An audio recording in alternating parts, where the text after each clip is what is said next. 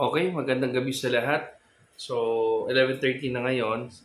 Gusto ko lang samantalahin yung oras na tahimik at walang trabaho. Kasi kung papalipasi ko, baka kailan na naman, hindi ko alam kung kailan na naman tayo makakagawa ng video natin.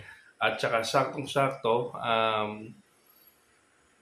kaninang madaling araw, siguro mga 4 a.m. na nabasa ko yung chat ng isang kashitsu natin. So nagkaroon siya ng problema sa mga papi niya. Kulit ng aso.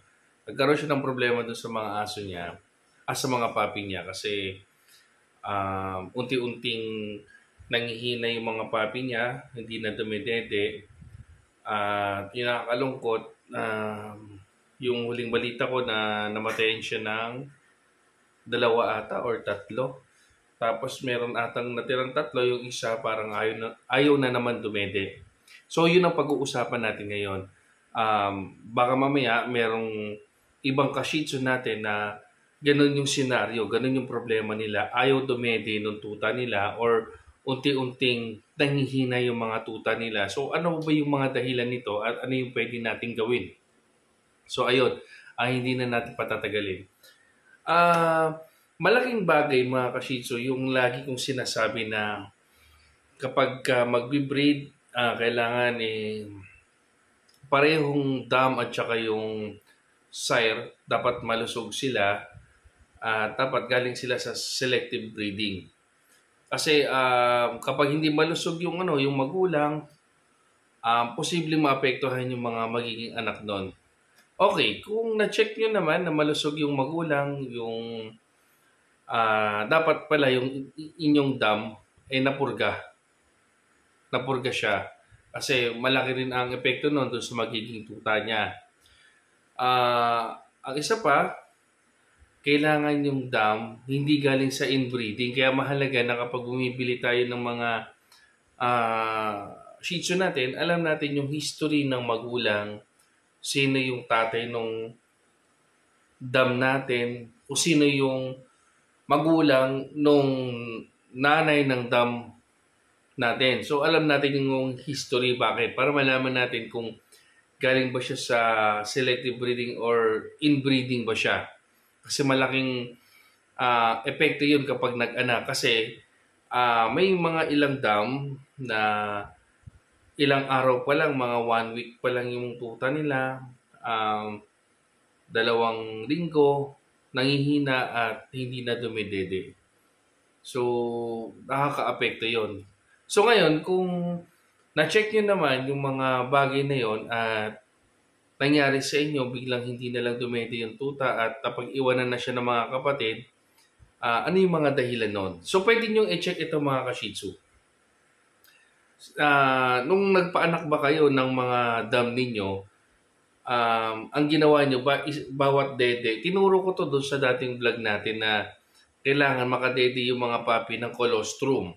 Yung colostrum na tinatawag, yung parang madumi doon sa utong ng nanay nila.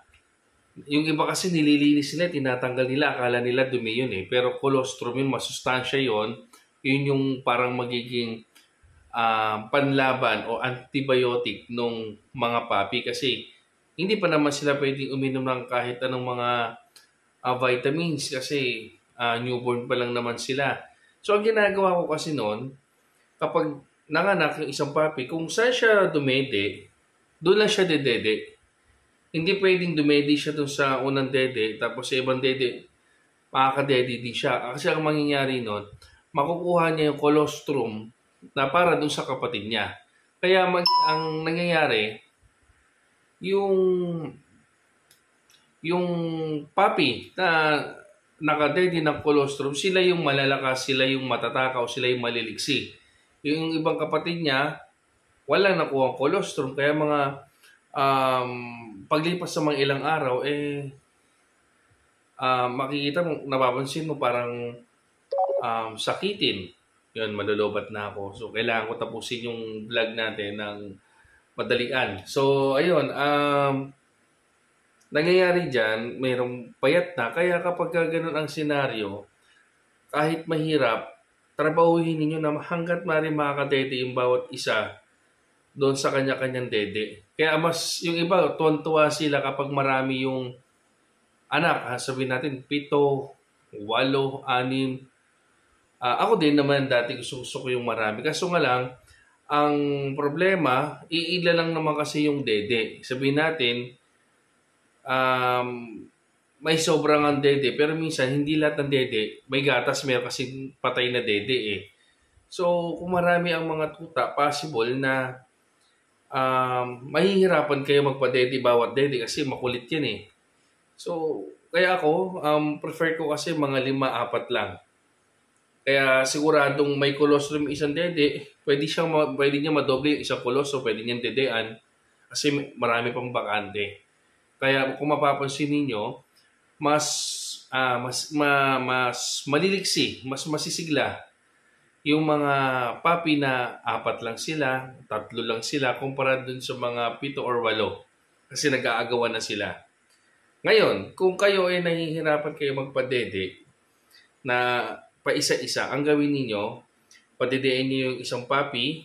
Kapag tingin nyo nakadede na siya ng mga ilang minuto, 1-2 minuto, alisin niyo siya, kunin niyo yung isang kapatid, sa another daddy na naman siya sa kabilang daddy naman siya, sisip-sip o sa kabilang daddy niyo ipadedede. Tama ba? O, naguluhan na ako. Pagkatapos nun, kunin niyo na naman yung isa, may balik niyo yung nakadede, sa ibang daddy naman yung isa. Para ma-check ninyo na lahat ng papi na lumabas, nakadede talaga sa kanya-kanyang dede. Kasi kung hindi nyo napapansin, may time na ayaw dumedi nung tuta doon sa isang specific na dede. Kasi meron siyang hinahanap na dede kung saan siya unang dumede.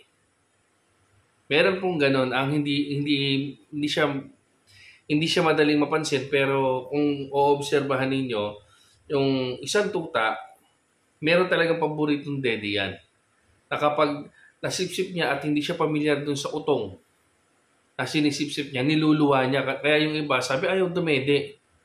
Ang hindi nila alam, merong specific na dede na hinahanap yung tuta. So, tingnan ninyo kung saan siya sisipsip. Ayun.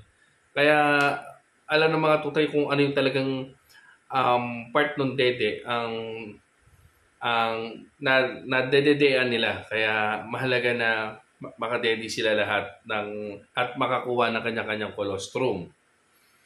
At ang isa pang dapat na gawin ninyo mga ka-Shih Tzu, iwasan ninyo nakatihaya na dumede yung tuta. Hanggat maaari, kung kadalasan na may tumitihaya na, sila yung yung sobrang dami kasi nagsisiksikan sila kung ano-anong pwesto na. Lalo na kung magatas yung nanay, possible na pumasok yung gatas dun sa baga ng tuta. Kapag pumasok yon, mahihirapan yung tuta huminga, lalabas yung gatas sa ilong. So, posibleng hindi makahinga yung tuta. Kaya yung iba nagtataka, ang takaw-takaw nito, tapos biglang hindi na lang dumede. Pero hindi nila alam, baka pumasok na sa baga yung gatas. So, ayun yung mga kailangan ninyong obserbahan doon sa mga tuta ninyo. Bibihira naman yung sa akin na nangyari na bigla na lang ng hina. Bibihira naman yun kasi talagang tinatrabaho namin, pinagpupuyatan talaga namin. At isa pa, ilagay niyo yung mga papi sa isang lagayan na hindi siya kulob, yung oxygen sa loob ng bahay, alam mo yung hindi patay yung hangin. Anong tawag dito? Dumadaloy ng maayos yung hangin. Kasi kapag nilagay niya sa isang lugar na patay, tapos medyo parang kulob, posible na mahirapan yung tuta na huminga.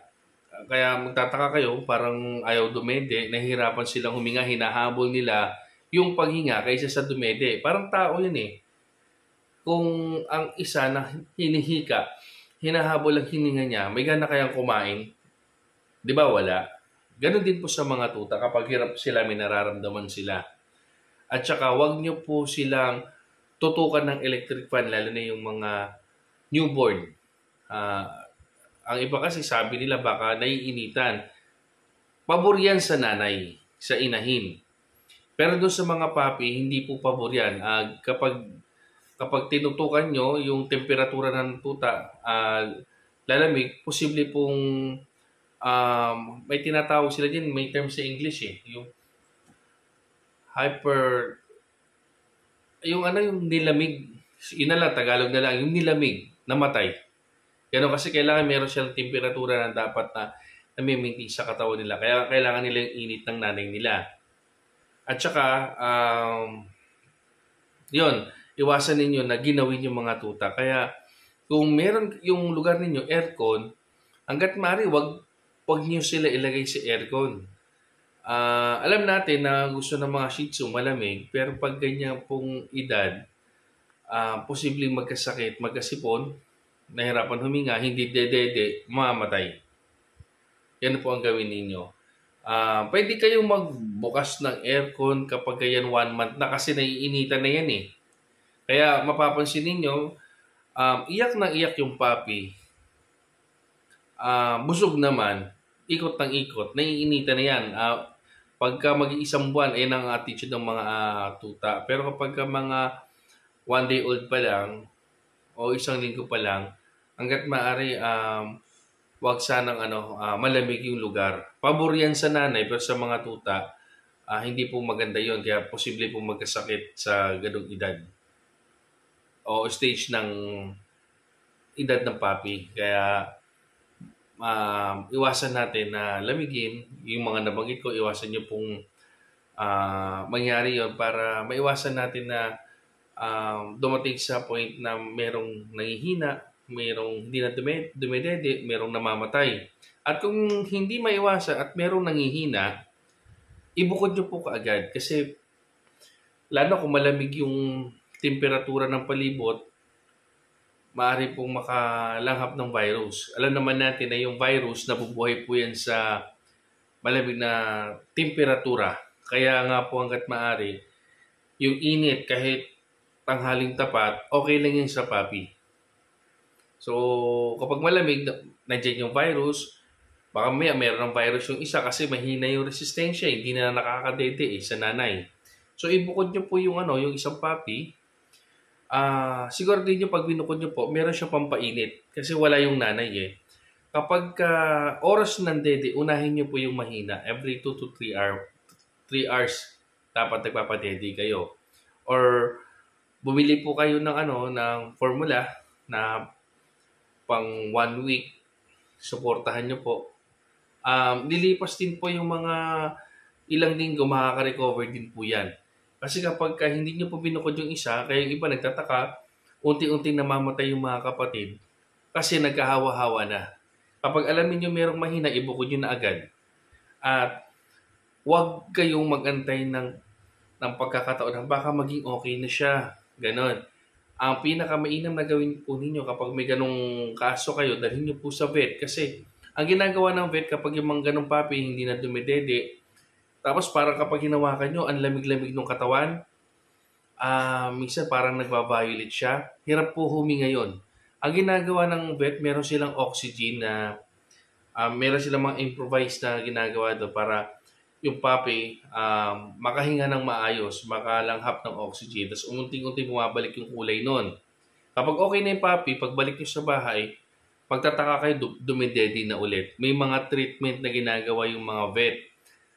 Minsan, pwede pinapausukan nila yan kapag may plema. Kaya, para maiwasan na mangyari sa inyo na mamatayan kayo ng ganung kaaga ng mga tuta, tandaan nyo lang po yung mga nabanggit ko.